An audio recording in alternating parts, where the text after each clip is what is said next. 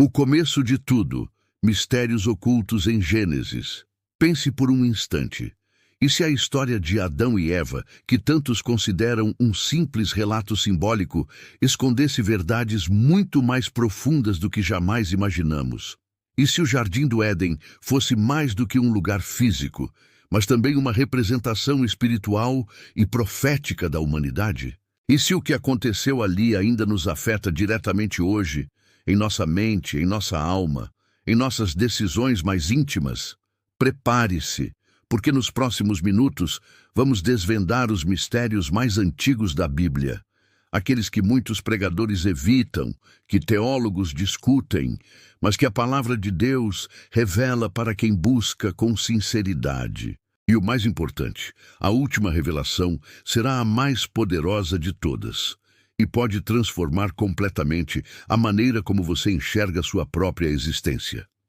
Antes de começarmos, eu quero te pedir: inscreva-se no canal, ative o sininho para não perder nenhuma revelação, deixe seu like, compartilhe com alguém que precisa ouvir esta mensagem e comente aqui embaixo sua opinião. Isso ajuda a palavra a alcançar mais corações sedentos pela verdade. Olá, amados irmãos, a paz do Senhor Jesus Cristo esteja com cada um de vocês. Sejam todos muito bem-vindos ao canal Evolução da Mente. Um espaço criado para edificar sua fé, expandir sua compreensão espiritual e mergulhar com profundidade na palavra viva de Deus. Hoje eu profetizo sobre a sua vida, que o Senhor te visite com sabedoria, discernimento e revelação. Que sua casa seja abençoada, que sua mente seja renovada e que você receba vitórias ainda esta semana, em nome de Jesus. O tema de hoje nos leva de volta ao princípio de tudo. Não há como compreender a humanidade, o pecado, a redenção ou até mesmo o destino final da criação sem entender o que aconteceu entre Adão, Eva, a serpente e a árvore do conhecimento do bem e do mal. Você vai descobrir que o Gênesis não é apenas o início da humanidade, mas o início da nossa história com Deus, e de como Ele nunca perdeu o controle, mesmo diante da queda. Prometo que, se você ficar até o final, sua visão espiritual será ampliada. Vamos juntos. Mas o que realmente aconteceu ali? Por que Deus colocou a árvore no meio do jardim se sabia que o homem cairia? Quem era realmente aquela serpente? E o que mudou na mente do ser humano após aquele episódio? Essas são as perguntas que muitos evitam, mas que hoje nós vamos enfrentar com coragem, respeito à palavra e luz do Espírito Santo. A criação do homem. Mistérios nas entrelinhas. Comecemos pelo princípio. Gênesis 1:26 diz: façamos o homem à nossa imagem, conforme a nossa semelhança. Repare na pluralidade aqui. Façamos. Deus está falando com quem? Essa é uma das primeiras pistas de que há algo grandioso por trás desse relato. A Trindade está presente desde o princípio. O Pai, o Filho e o Espírito Santo, agindo em perfeita unidade na criação. Mas aqui está um detalhe que passa despercebido por muitos. Em Gênesis 2, o texto repete a criação do homem, mas com mais detalhes. Formou o Senhor Deus o homem do pó da terra e soprou em suas narinas o fôlego da vida, e o homem tornou-se alma vivente. Gênesis 2:7. Por que a Bíblia conta a criação do homem duas vezes? Porque Gênesis 1 apresenta a criação em sua ordem cósmica, enquanto Gênesis 2 foca no relacionamento do homem com Deus, algo muito mais íntimo. É nesse segundo capítulo que começamos a entender o propósito da criação do homem. Não apenas para existir, mas para se relacionar com o Criador. O jardim, um lugar físico ou profético. Gênesis 2:8 diz: e plantou o Senhor Deus um jardim no Éden, da banda do Oriente, e pôs ali o homem que tinha formado. Aqui começa o mistério do Éden. Muitos imaginam um paraíso tropical com rios cristalinos e árvores frondosas, mas os detalhes fornecidos nas Escrituras nos levam a crer que o Éden era muito mais do que um lugar físico. Era o centro da comunhão entre o céu e a terra. 4 rios fluíam do Éden, entre eles o Tigre e o Eufrates, o que o localiza em parte na antiga Mesopotâmia, a mesma região onde civilizações antigas surgiram. Mas por que Deus escolheu esse local? Estaria o Éden relacionado ao berço da civilização humana? Ou será que ele foi ocultado da humanidade após a queda, como uma espécie de dimensão espiritual perdida? Teólogos como Orígenes e Agostinho sugeriram que o Éden também representa o estado de pureza da alma humana antes da corrupção do pecado. Ou seja, o jardim era tão literal quanto espiritual. A formação de Eva, um mistério profundo. Vamos agora a um dos trechos mais conhecidos, mas também mais mal compreendidos da Bíblia. Então o Senhor Deus fez cair um sono pesado sobre o homem, e este adormeceu, e tomou uma das suas costelas, e fechou a carne em seu lugar. Gênesis 2:21. Aqui está algo curioso. A palavra hebraica usada para costela é tsela, que também pode significar lado. Isso levou alguns estudiosos a entenderem que Eva não foi apenas feita de uma costela, mas sim de uma porção significativa do lado do homem. O que isso significa? Eva não foi criada para estar atrás do homem, nem à frente, mas ao seu lado, como companheira, como parte dele. Isso carrega uma verdade espiritual poderosa, a unidade do casamento, o princípio da parceria, da igualdade no valor espiritual entre homem e mulher. Além disso, Eva foi formada em um estado de pureza, de glória, sem pecado, uma condição que nenhum outro ser humano, exceto Jesus, teria depois. Queridos, o que vimos até aqui é apenas o começo. Há ainda muitos mistérios a serem revelados. Quem era de fato a serpente? Por que Deus permitiu que o mal estivesse no meio do paraíso? O que realmente mudou na mente humana após a queda? E mais surpreendente, qual é o plano escondido na criação de Adão e Eva, que aponta diretamente para Jesus? Na próxima parte, vamos adentrar no episódio da tentação e da queda. E você vai se surpreender com o que a Bíblia realmente diz sobre isso. Prepare o coração, porque a revelação mais profunda está apenas começando. E antes de irmos adiante, eu convido você mais uma vez. Inscreva-se no canal Evolução da Mente, ative o sininho, deixe seu like, comente e compartilhe este vídeo. Você está ajudando a expandir a mensagem da verdade, que é a palavra de Deus. A queda, o que realmente aconteceu no Éden. Meus amados irmãos, que alegria ter você aqui novamente.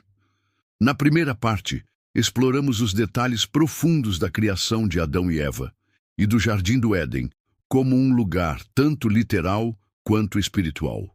Vimos como Eva foi formada do lado de Adão, revelando o valor e a intimidade com que Deus os criou. Mas agora, avançamos para um dos momentos mais impactantes da história da humanidade, a queda. Prepare-se, porque o que vamos explorar agora pode abalar algumas interpretações tradicionais, mas é importante lembrar, tudo será baseado na Escritura com respeito à revelação divina. A serpente, um animal ou algo mais. Gênesis 3:1 começa dizendo: Ora, a serpente era o mais astuto de todos os animais do campo que o Senhor Deus tinha feito. Aqui surge uma questão. Se o mal ainda não havia entrado no mundo, como essa serpente pôde agir com malícia? A tradição cristã aponta que essa serpente era, na verdade, Satanás, disfarçado ou possuindo esse animal. Mas vamos além. O termo hebraico para serpente aqui é nachash, que pode significar aquele que brilha, dependendo do contexto, sugerindo uma criatura de aparência majestosa e não repulsiva. Ou seja, Adão e Eva não estavam diante de uma cobra comum. Eles estavam diante de uma criatura espiritual, possivelmente gloriosa, sedutora e persuasiva. E por isso, Eva não sentiu medo. Ela se abriu ao diálogo. A tentação, uma manipulação da verdade. A serpente pergunta: é assim que Deus disse, não comereis de toda a árvore do jardim? Veja como o inimigo age. Ele não nega a palavra de Deus diretamente. Ele distorce. Ele cria confusão. E Eva, ao tentar corrigir, também erra. Do fruto da árvore que está no meio do jardim, disse Deus: não comereis dele, nem nele tocareis, para que não morrais.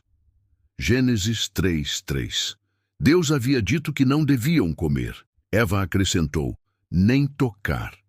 Aqui, vemos o início da tradição humana de distorcer a palavra, seja por exagero ou omissão. E então, a serpente dá o golpe final. Certamente não morrereis, porque Deus sabe que no dia em que dele comerdes, se abrirão os vossos olhos, e sereis como Deus, conhecedores do bem e do mal. Gênesis 3, 4, 5. Esse é o centro da tentação, ser como Deus. É o mesmo orgulho que levou Lúcifer à queda, e que agora tenta plantar no coração humano, o fruto. O que foi realmente consumido? Muitos perguntam: que fruto era esse? Uma maçã? Na verdade, o texto bíblico nunca diz que era uma maçã. Na cultura judaica antiga, algumas tradições sugeriam que podia ser uma figueira, um trigo simbólico ou até algo espiritual. Mas o mais importante não é o tipo do fruto, é o significado da árvore. A árvore do conhecimento do bem e do mal representa a autonomia moral. Ou seja, decidir por si mesmo o que é certo e errado, sem depender de Deus. Ao comer do fruto, o homem e a mulher disseram: não queremos mais depender do Senhor para discernir. Nós decidiremos o que é bom e mal por conta própria.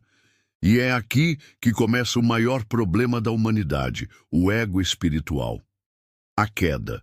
O que mudou na mente humana? Gênesis 3:7 nos diz: então foram abertos os olhos de ambos e conheceram que estavam nus. Agora pense comigo, os olhos deles estavam fechados antes? Não. Eles viam o mundo ao seu redor, mas algo espiritual foi ativado, a consciência do pecado. A nudez antes era símbolo de inocência, agora passou a representar vergonha.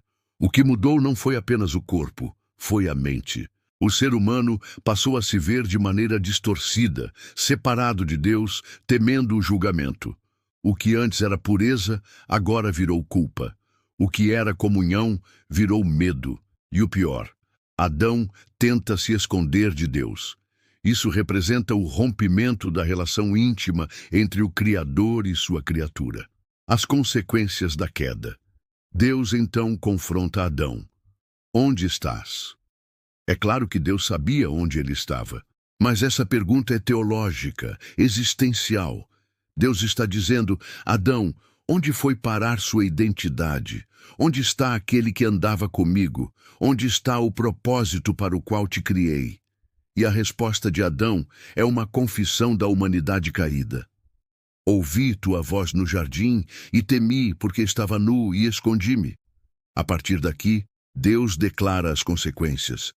A serpente será amaldiçoada e rastejará. A mulher terá dores no parto. O homem trabalhará com suor. A terra se tornará difícil de cultivar. E, por fim, o ser humano retornará ao pó. Mas mesmo aqui, no meio da justiça divina, há graça.